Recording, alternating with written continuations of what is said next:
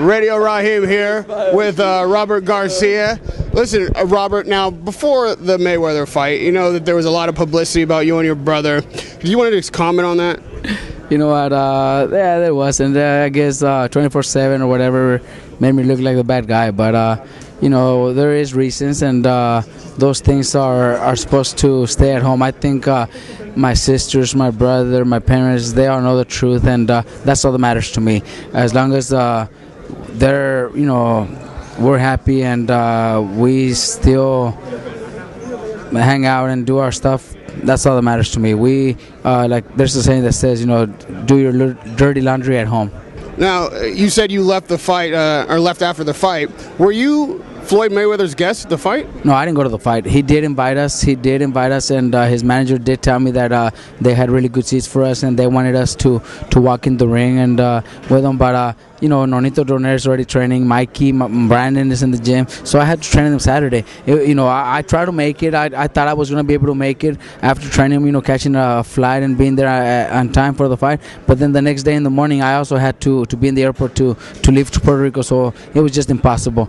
Plus, you know, I think out of respect to my parents, that's probably the main reason. But I have to ask you, since you did train Ortiz at one time and the fight ended in such an odd way, how do you feel about how the fight ended? You know what? I don't think I'm the only one that said this. I think mostly everybody has said this. You know, Victor lost his head.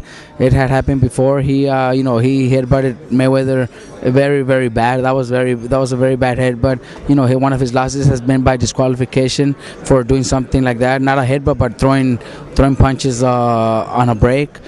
He also got some points taken away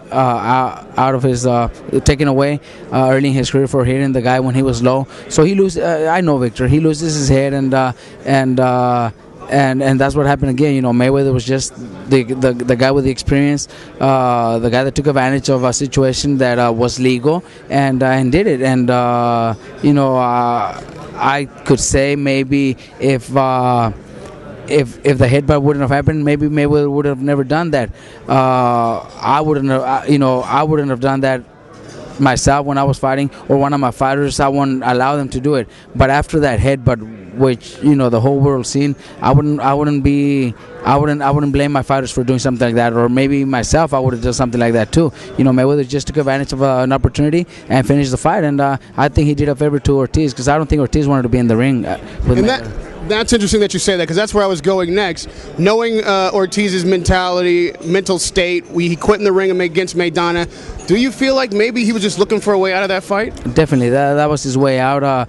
You know, everybody sees and everybody's questioning, you know, after the fight, smiling and, you know, joking about it, and, you know, he was happy that the fight was over. Now, finally, turning to Margarito Cotto. This is the second time around for Margarito. You're in Margarito's corner this time. Talk to me about his mental state when trying to redeem his boxing career and credibility. He's ready to go, you know. He's mentally ready, physically prepared.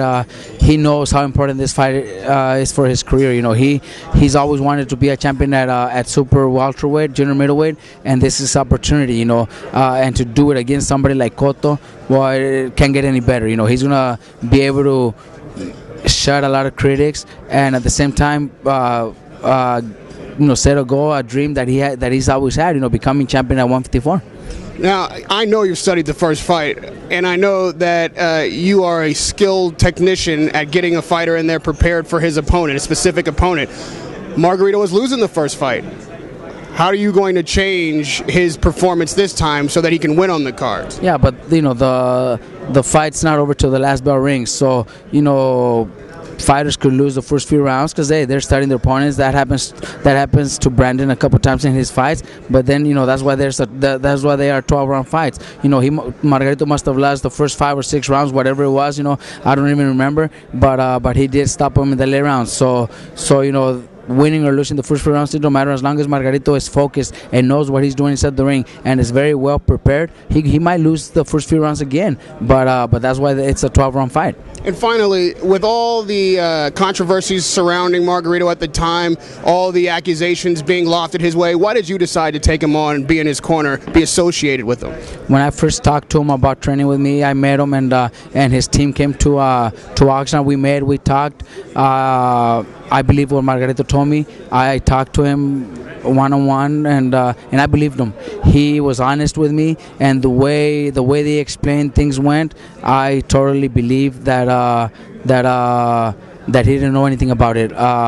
Trainers could do the same thing with their fighters when the fighters never know what's inside the guts, because they trust and they believe in the trainers. I truly believe Margarito knew nothing about it. If there was something in the wrapping, Cotto says there was something when he fought him. Well, then he's saying, he's obviously saying that that Nevada Commission is not doing their job. His own cornerman that was in the corner, inspecting the wrapping, must have let everything go by, because there's always inspectors. So I truly believe that there's nothing we could do in the wrapping that could bring something illegal into the fights. I really believe that that's not possible. Thank you, Robert Garcia. Respect your work. Good luck on December 3rd. Radio Rahim for Max Boxing.